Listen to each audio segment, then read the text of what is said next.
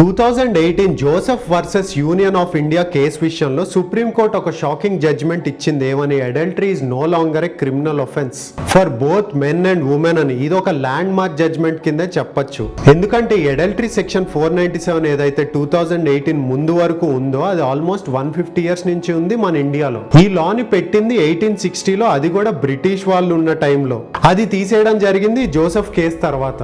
ఈ సెక్షన్ గురించి one line లో చెప్పేస్తాను. ఈ జోసెఫ్ కేసు కూడా చాలా ఇంట్రెస్టింగ్ కేసు. దానిపైన ఫుల్ వీడియో కావాలి అంటే కమెంట్ చేయండి. ఖచ్చితంగా రెస్పాన్స్ బాగుంటే దాని మీద ఒక ఫుల్ వీడియో చేసి పెడతాను. ఇంకా మన టాపిక్ లోకి వస్తే సెక్షన్ 497 లా ప్రకారం మ్యారీడ్ ఉమెన్ వేరే అబ్బాయితో రిలేషన్ లో ఉంటే ఆ అబ్బాయిని 5 ఇయర్స్ జైల్లో పెట్టడం ఇవన్నీ చేసేవాళ్ళు. బట్ ఆ ఇల్లీగల్ అఫేర్ పెట్టుకున్న అమ్మాయికి మాత్రం ఎలాంటి పనిష్మెంట్ లేదు. బేసికలీ లా ఏం చెప్తుంది అంటే ఉమెన్ కి పర్సనల్ డెసిషన్ ఉండదు. తను హస్బెండ్ ప్రాపర్టీ లాగా ట్రీట్ చేసేవారు 2018 ముందు వరకు.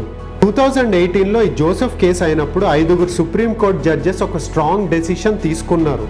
ఏమని? Adultery is not a crime anymore and section 497 is gender biased unconstitutional కింద చెప్తూ ఈ సెక్షన్ ని తీసేశారు.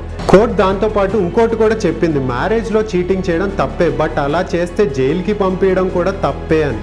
దాంతో పాటు ఆర్డర్స్ కూడా పాస్ చేశారు ఇండియాలో. ఏ స్టేట్ లో అయినా ఇద్దరు ప్రైవేట్ లైఫ్ లో ఎవ్వరు ఇన్వాల్వ్ అవడానికి లేదు అని. ఆ బేసిస్ మీద డైవర్స్ తీసుకోవచ్చు, అంతేగాని పనిష్మెంట్ మాత్రం ఏమీ లేదనే చెప్పొచ్చు.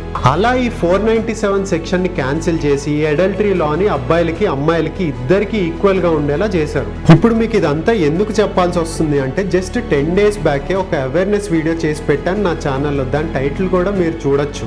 ఇది నిజంగానే సోనం స్టోరీయా లేక పెళ్లి చేసుకోవాల్సిన వాళ్ళు నేర్చుకోవాల్సిన ఒక లెసనా అని. దాంతో పాటు సోనం కేసు గురించి ఎక్స్ప్లెయిన్ చేస్తూ నా సర్కిల్లో అయిన ఇంకో కేసు గురించి కూడా క్లియర్ గా చెప్పాను.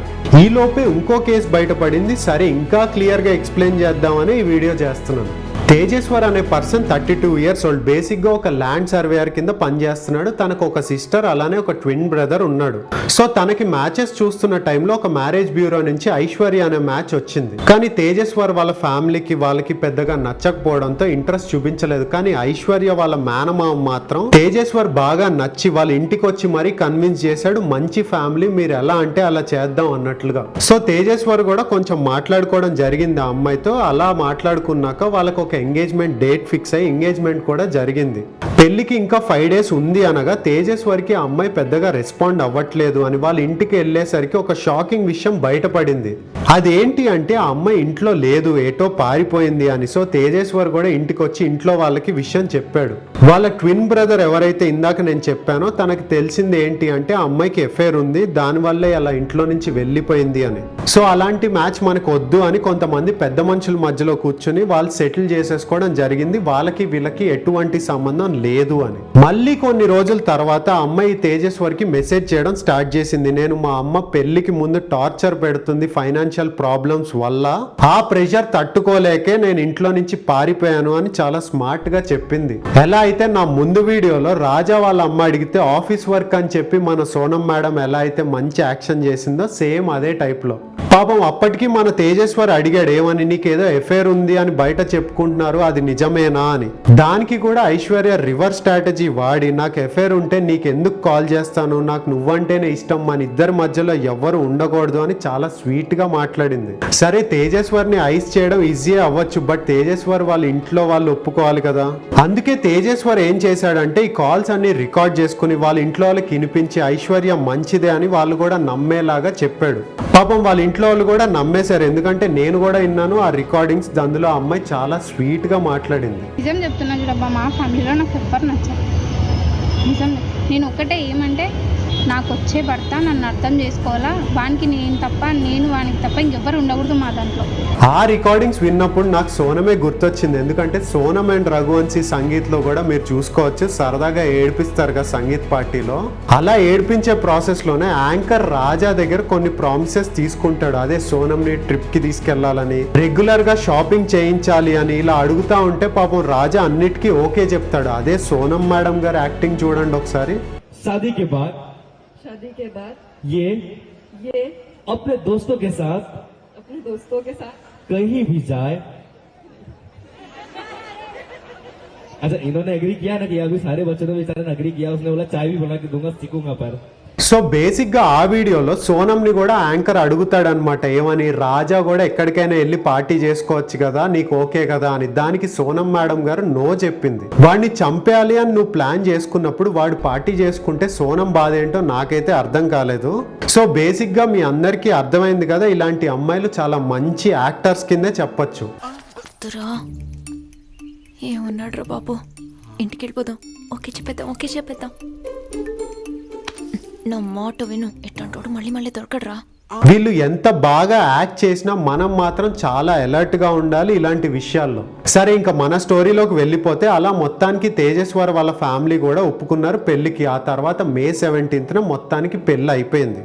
ఆ తర్వాత పెళ్ళైన 1 month కి కరెక్ట్ గా June 17th తేజస్వర్ సర్వే పని మీద బయటకు వెళ్ళి తిరిగి రాలేదు. సో ఇంట్లో వాళ్ళు టెన్షన్ పడి ఒక మిస్సింగ్ కంప్లైంట్ ఫైల్ చేశారు. సో పోలీస్ వాళ్ళు ఇన్వెస్టిగేషన్ స్టార్ట్ చేశాక ఒక కెనాల్ దగ్గర డీకంపోజ్ అయిపోయి తేజస్వర్ బాడీ వాళ్ళకి కనపడింది. ఆ తర్వాత ఇంకా ఫర్దర్ గా ఇన్వెస్టిగేషన్ స్టార్ట్ చేసినప్పుడు ఈ మర్డర్ చేయించింది తిరుమల్ రావు అనే ఒక బ్యాంక్ మేనేజర్ అని తెలిసింది. ఈయనకు ఆల్రెడీ పెళ్ళయింది, అది కూడా 2019లో. అండ్ ఈయన పనిచేసే బ్యాంక్ లోనే ఐశ్వర్య వాళ్ళ అమ్మ సుజాత ఒక స్వీపర్ గా పనిచేస్తుంది. సుజాత లేనప్పుడు ఐశ్వర్య వచ్చి పనిచేసేది ఇదే బ్యాంక్ లో.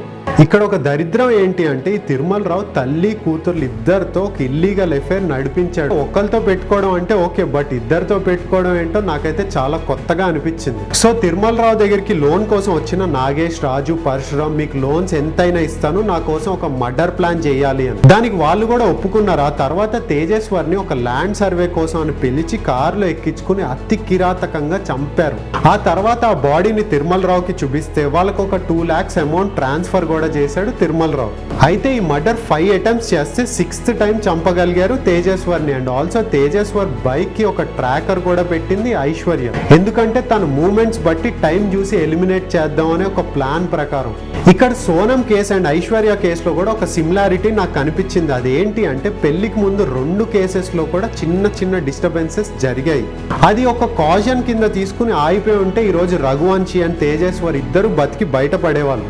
సో మనం ఈ 2 స్టోరీస్ నుంచి తెలుసుకోవాల్సింది ఏంటి అంటే, ఒక 1% తేడా కొట్టిన వెంటనే ఆ మ్యారేజ్ లో డ్రాప్ అయిపోవడమే బెటర్ అని మనం అర్థం చేసుకోవాలి. అయినా పెళ్లి చూపులు ఇంట్లో కదా, బయట పెట్టారేంటి? వాళ్ళిద్దరూ ప్రేమించుకున్నారు. మీరు కార్ తిప్పుకుని వెనక్కి వెళ్ళిపోతే వాళ్ళు ప్రేమ సక్సెస్ అవుద్దని చెప్పడానికి వచ్చారు. అలా కాకుండా ఇవన్నీ కామనే కదా అని ముందుకు వెళ్తే చూసారు కదా ఏం జరిగిందో. అమ్మాయి అందంగా ఉంది, నో అని చెప్పడం కొంచెం కష్టం, బట్ వాళ్ళు లవ్ లో ఉన్నారు బాస్.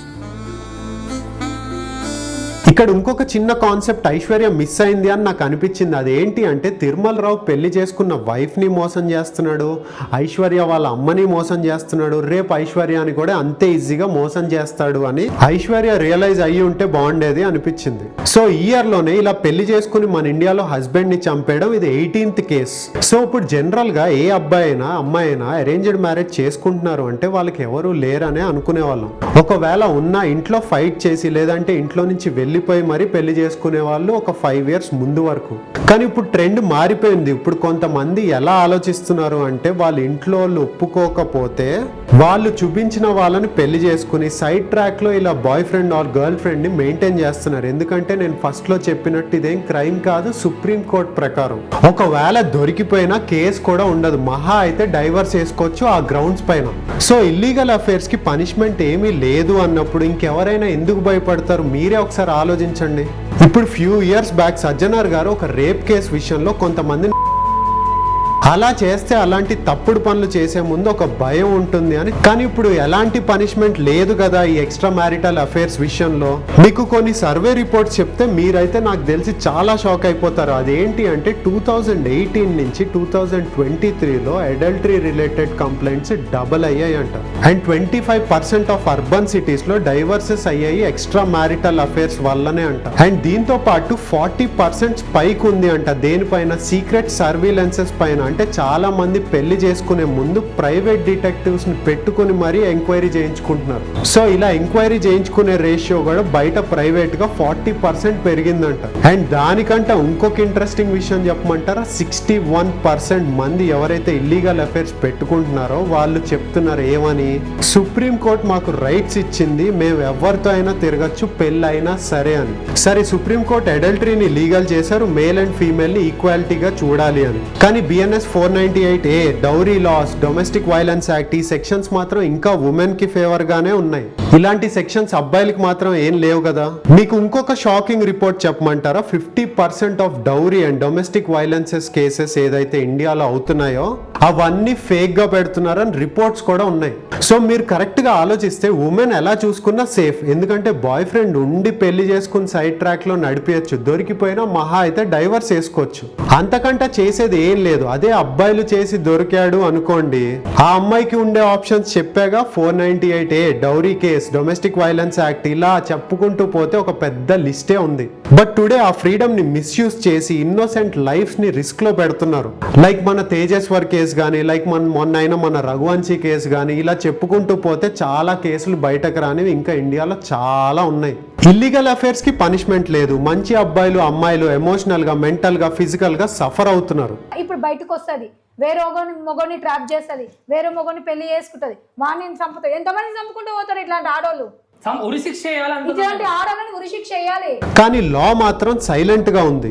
సో మీ అందరికీ ఒక సింపుల్ క్వశ్చన్ నేను అడుగుతున్నాను. సో ఈ లీగల్ సిస్టమ్ నిజంగానే రైట్ డైరెక్షన్ లో వెళ్తుందా, లేదంటే should we rethink and change the system to protect the honest people? నాకు మీ ఒపీనియన్ ఏంటో ఖచ్చితంగా కింద కమెంట్ బాక్స్ లో కమెంట్ చేయండి. అండ్ మీ అందరికీ ఈ వీడియో నచ్చితే పెళ్లి చేసుకుందాం అనుకున్న వాళ్ళందరికీ షేర్ చేయండి, సో దట్ వాళ్ళు కూడా చాలా జాగ్రత్త పడతారు. నా నెక్స్ట్ వీడియోలో మళ్ళీ కలుద్దాం. Thank you.